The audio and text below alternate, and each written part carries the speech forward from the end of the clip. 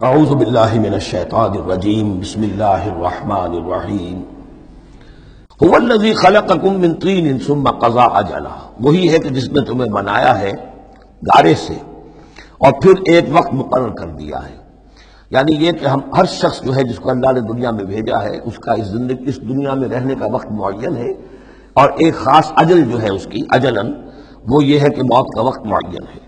وہ اجل مسمى عنده، اور ایک اور ہے مقرر وقت اس کے پاس. یعنی ایک تو ہے انفرادی موت، جیسے کہ حضور نے فرمایا من مات فقط قامت قیامتہ، ایک اجتماعی موت ہونی ہے اس دنیا کی، وہ اللہ نے خاص چھپا کر اپنے پاس رکھی ہے، جس کا علم کسی اور کو نہیں دیا. ثم انتم تنظرون مسمى عنده واجل مسمى عنده، اور ایک اور ہے معین وقت جو اس کے پاس ہے. ثم انتم تنظرون، لیکن تم شک کرتے ہو. وَهُوَ اللَّهُ فِي السَّمَاوَاتِ وَفِي الْأَرْضِ، اور وہی اللہ ہے آسمانوں میں بھی اور زمین میں بھی. ایک ہی اللہ ہے، یہ نہیں ہے کہ آسمانوں کا اللہ کوئی اور ہے، زمین کا اللہ کوئی اور ہے. ہاں فرشتے ہیں، فرشتوں کے طبقات ہیں، زمین کے فرشتے ہیں، فضا کے فرشتے ہیں، آسمانوں کے فرشتے ہیں، ہر آسمان کے فرشتے ہیں، پھر یہ کہ ملائکہ مقربین ہیں. لیکن ذات باری تعالیٰ تو ایک ہی ہے. یعلم سرکم و جہرکم، وہ جانتا ہے تمہارا چھپا بھی اور تمہارا کھلا بھی، ظاہر بھی. وَيَعْلَمُ مَا تَكْسِبُونَ، اور وہ جانتا ہے جو کچھ کہ تم کماتے ہو. کمانے سے مراد یہی نیکی یا بدی. وَمَا تَأْتِيهِم مِّنْ آیَةٍ مِّنْ آیَاتِ رَبِّهِمْ، اور نہیں آتی ان کے پاس کوئی نشانی ان کے رب کی آیات میں سے، إِلَّا كَانُوا عَنْهَا مُعْرِضِينَ، مگر یہ کہ یہ اس سے اعراض ہی کرنے کے عادی ہو چکے ہیں. ہم نئی سے نئی صورتیں بھیج رہے ہیں، نئی سے نئی آیتیں نازل کر رہے ہیں، لیکن یہ اعراض پر تلے ہوئے ہیں. فَقَدْ كَذَّبُوا بِالْحَقِّ لَمَّا جَاءَهُمْ، تو اب انہوں نے جھٹلا دیا ہے حق کو جبکہ ان کے پاس آ چکا.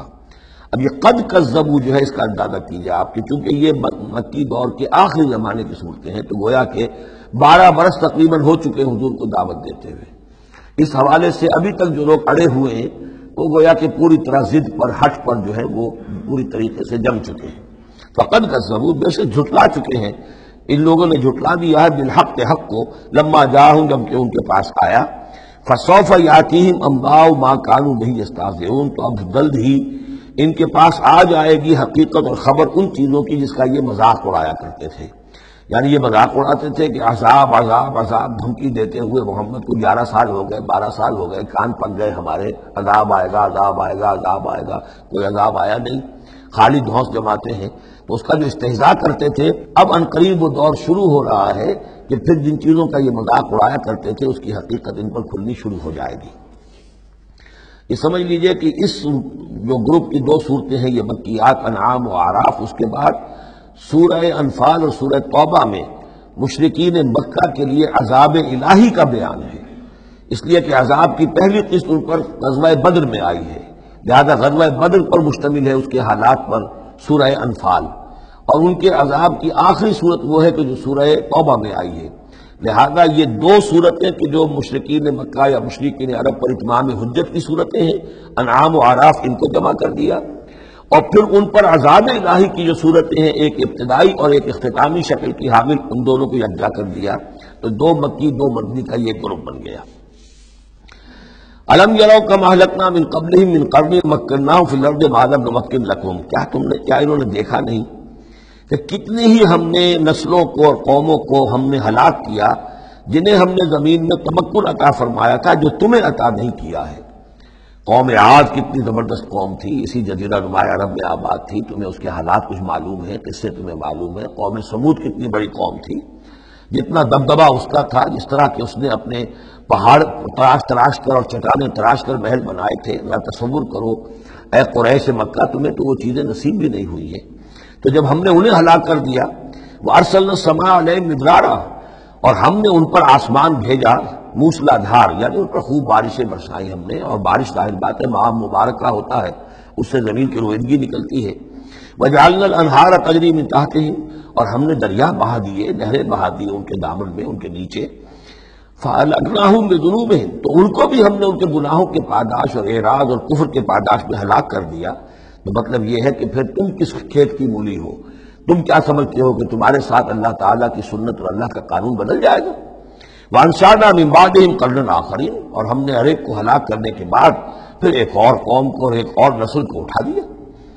وَلَوْ نَزَّلْنَا عَلَيْكَ كِتَابًا فِي قِرْطَاسٍ۔ اب یہ اصل میں اس آیت کو سمجھ لیجیے، آیت نمبر 7 جو ہے یہ اس سورہ مبارکہ کا سب سے بڑا مرکزی مضمون ہے کہ حضور پر آخری دباؤ ڈال دیا تھا قریش نے کہ آپ اگر رسول ہیں اور رسالت اپنی ہم سے بنوانا چاہتے ہیں تو کوئی حصی معجزہ ہمیں دکھائیے، ایسا معجزہ جو اب آپ اپنی آنکھوں سے دیکھیں۔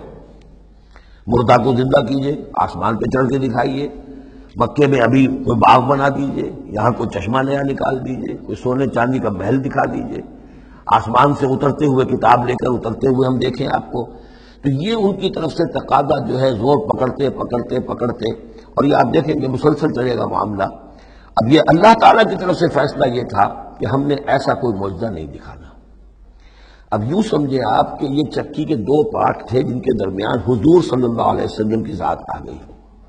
بظاہر لوگوں پر یہ اثر پڑ رہا ہے کہ بھئی ہمارے جو یہ سردار ہیں قریش کے ٹھیک ہی تو کہہ رہے ہیں، عوام الناس کے اوپر یہ اثر پڑ رہا ہے کہ یہ رسالت کے مدعی ہیں، نبوت کے مدعی ہیں۔ موسیٰ نے کیسے معجزے دکھائے تھے یہ خود بتاتے ہیں، عیسیٰ نے کیسے معجزے دکھائے تھے یہ خود بیان کرتے ہیں، کیا وجہ ہے پھر کیوں نہیں معجزہ دکھاتے؟ تو گویا کہ ان کے لیڈروں نے عوام کی مت مار دی تھی، اور عوام جو ہے وہ کہہ رہے تھے کہ گویا کہ ان کی حجت محمد پر قائم ہو چکی ہے صلی اللہ علیہ وسلم۔ ادھر اللہ کا فیصلہ یہ ہے کہ ہم نے ایسا معجزہ نہیں دکھانا، جو بھی حق کا طالب ہے قرآن ہم نے نازل کر دیا ہے، یہی معجزہ ہے۔ تو یہ جو ہے رد و قضا اس میں جو ہو رہی ہے، اور اس میں واقعہ یہ ہے کہ کسی جگہ پر تو جا کر انسان کانپ اٹھتا ہے تصور کر کے کہ حضور صلی اللہ علیہ وسلم کی جو جان تھی، جان مبارک آپ کی کس قدر ضیق میں آ چکی تھی۔ ادھر اللہ کا فیصلہ اٹل ہے، ہم نے نہیں دکھانا۔